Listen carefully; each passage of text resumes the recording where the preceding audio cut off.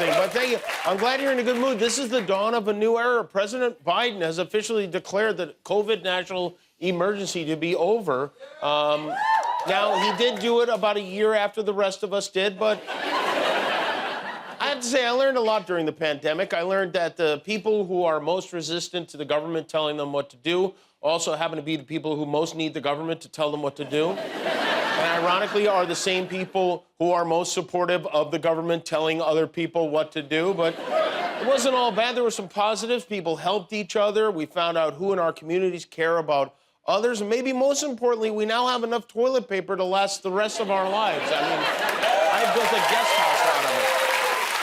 The end of the COVID era is surprisingly kind of bittersweet. This morning, I did something. I wiped down my groceries just for old time's sake. I actually bought a bottle of Purell and wiped it down with Purell. And to help put this time behind us, we thought it might be cathartic for all of you and for us to take a look back at the COVID era memories that we will either forget or will not forget. I don't know.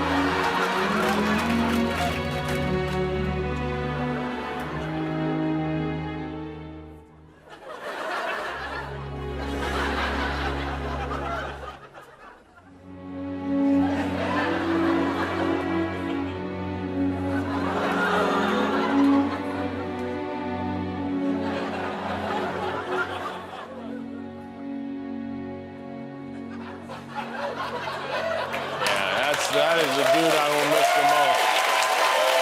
And by the way,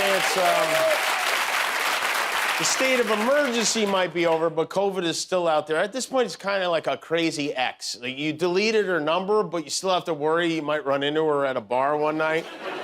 President Biden is in Belfast right now. This is his first trip to Ireland since taking office. He's going to meet with the Irish president, Michael Higgins, who is hands down the most delightful little president I've ever seen in my life. I mean, here he is being even cuter than his dogs. It's amazing. You know, if you catch him napping under a rainbow, he'll grant you a wish. This is a homecoming of sorts for Graham POTUS. Biden is a proud Irish American. He's planning to visit relatives over there from the Blewett family. That's his family's name. And I really hope the visit goes well, because if Biden blows it with the Blewetts, Fox News is going to have a field day tomorrow. Biden's relatives are in County Mayo, which happens to be where my father's family is from. County Mayo. It just so happens some of our Irish cousins are here tonight visiting from County Mayo. They missed the president. They missed everything to be here tonight. But you did get to hear my father tell you about my mother's eye infection, right? Okay, we heard it all. All right, so it wasn't a total loss. She's doing well.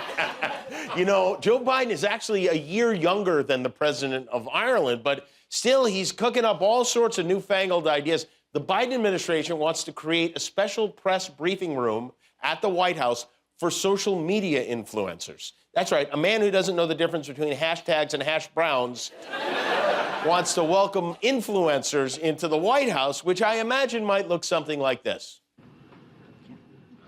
Thank you so much. TBH, we need a vibe check on Putin IRL. Cap or no cap? I don't have anything more to share or anything to add or preview on your question. With World War III high key about to pop off, would you say that the State of the Union is low key in its flop era? I'm just not going to say outside of what I've just laid out. Does President Biden believe our national security is busting or not? What I can say is that the president will continue to be vigilant about our national security. Okay. Thank you. I'm at SmittenKitten69. My question is about the militarization of Ukraine. Okay. Thanks, everybody. I'll see you tomorrow. Come on, that was very disrespectful of Smitten Kitten. Meanwhile, the reigning champion, Donald Trump, I mentioned last night there was a rare Melania sighting on Easter Sunday. According to Rupert Murdoch's New York Post, Trump had to beg Melania to be there. Reportedly, they had a major talk over the weekend. He told Melania, I really need you to do this. And she said, well, I needed you to keep that tiny little mushroom inside your golf khakis. And you didn't do that for me. But she showed up for Easter anyway. Melania Trump might be the only woman in the world who got a better prenup after she got married. That's the art of the deal. Meanwhile, Don Jr. got to go to the UFC fights on Saturday night with Daddy, and no one has ever been more excited to spend time with his father. So it was just awesome. So I went down there with my father, UFC 287, I think it was, with my father. Just an amazing night in Miami with my father. Just electric. The MAGA movement is alive with my father. The reception we received with my father, Dana White said it was the most incredible cheer with my father of someone walking into the arena in his history of doing it. An insanely awesome evening with my father. He's going to miss that guy so much when he goes to prison. Trump was on Tucker Carlson tonight. Remember Tucker Carlson, the guy who texted everyone at Fox that he hated Trump? Well, Tucker had Trump on for an I'm sorry reach around tonight and asked the former president about his first of what should be many arrests this year. Last week, you were in New York for this arraignment. The world watched it. You've not given an interview since. You were there, I think, 57 minutes. Tell us from your perspective what that was like. They were incredible. When I went to the courthouse, which is also a prison, in a sense, they signed me in. And I'll tell you, people were crying. People that work there, professionally work there, that have no problems putting in murderers, and they see everybody. It's tough place. And they were crying. They were actually crying. Yeah, no, they were actually laughing. Sometimes that looks like crying, you know? Sometimes if you laugh hard enough, it turns into the crying, but it starts as laughing, and then, can you imagine this man thinks people were crying because he got in trouble for golf course humping a porn star?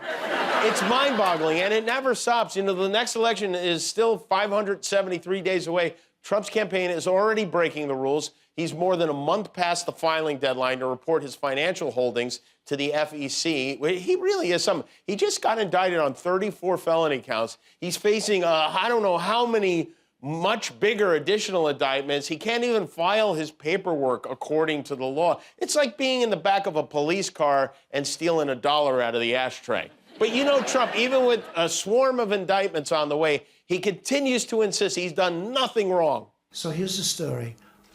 Did nothing wrong. I don't mind being censured if you do something wrong. I did nothing wrong. And I did nothing wrong. Most people acknowledge that. I didn't do anything wrong. I did nothing wrong. I knew I did nothing wrong. It turned out I did nothing wrong. Look, I did nothing wrong. I did nothing wrong. I did nothing wrong. Nothing that I did was wrong. There was nothing wrong. I did nothing wrong. I did nothing wrong. There was no crime. I did nothing wrong. Okay, you say you did nothing wrong, but are you innocent? One friend said to me, you have to be the most innocent man in the history of the United States. Sophisticated friends have said, you've got to be the most innocent guy ever to hold this office. It probably makes me the most innocent man in the history of our country. I was the most innocent human being, and they all said it. I've proven to be one of the most honest and innocent people ever in our country, which makes me perhaps the most innocent man anywhere in the history of the United States. I'm just saying. There they are, two of America's most innocent golfers. We have a rock-solid show for you tonight. The legendary Carol Burnett is with us tonight. From the Goldbergs, Wendy McClendon-Covey is here. Metallica is here. And we have a bonus guest, YouTube superstar Mark Rober is here. Hey, Mark. That's Mark.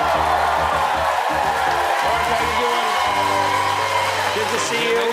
Mark is an engineer. He worked for Apple. He worked for NASA. He makes these hugely popular YouTube videos, and now he has 2 shows coming to Discovery Channel. One is called This Is Mark Rober, premieres this Thursday night, and then Revengineers premieres next Thursday night. Explain the idea behind Revengineers. Yeah, it's kind of like my porch pirate glitter bombs on YouTube. Basically, we use engineering to prank people who violate social norms. So now, I don't know if you heard, but around here, we violate norms regularly. It's like, we actually kill some norms. I think we've killed 4 norms here in Hollywood this year. Yeah. So we sent you out onto the street to see, tell us what you were there to correct. I mean, people crossing the street, their heads are just in their phones, right? And that's dangerous. Very. So it's sort of a PSA. I took a normal bike and used my NASA engineering skills to sort of level up the bike bell. You made your bike bell into a very, very loud train horn. I mean, here's Mark Rober saving lives.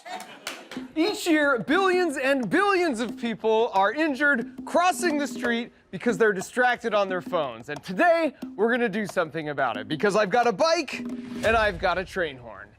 Let's go save some lives.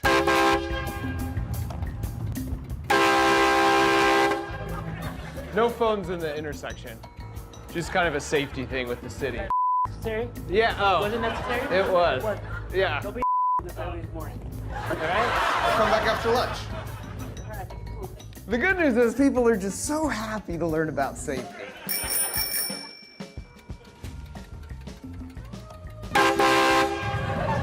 Oh, no phones in the crosswalk. It's just like a safety thing. Under who? Oh, it's like a city ordinance. Who honked the horn? That was me. I mean, it's the bike. Probably more likely to get hit by a car, getting scared by the horn than talking on your phone. You're welcome for saving your life.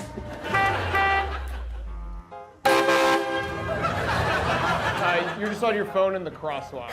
Oh, sorry. Oh, it's okay. We're just out here, safety first. Okay. Never forget, this is the day you were saved by Mark Rober. Thanks for not using your phone in the intersection. Oh, no, way we can't do that. You can't do that. Safety first. You guys drive the buses? Nice. How big of an issue is this, where people are just like in their phone crossing right in front of you? It's a huge issue. Really? You know what you need is a train horn.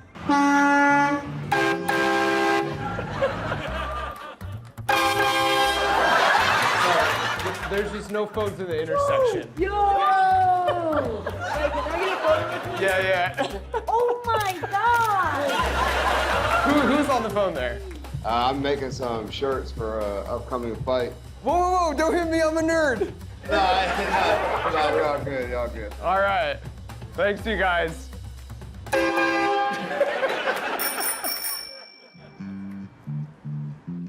Excuse me, sir. I noticed you crossed this street without being distracted on your phone, and for that, I feel like you should be rewarded. I swear, I promise it's yours. Congratulations, you're the pedestrian of the day!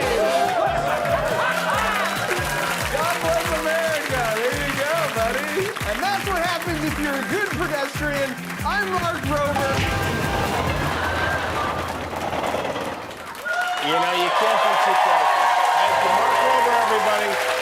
All right. This is Mark Rober, premieres Thursday on Discovery Channel. We're going to teach him to ride a bike on that show. And Revengineers premieres next Thursday, April 20th on Discovery Channel. Mark Rober.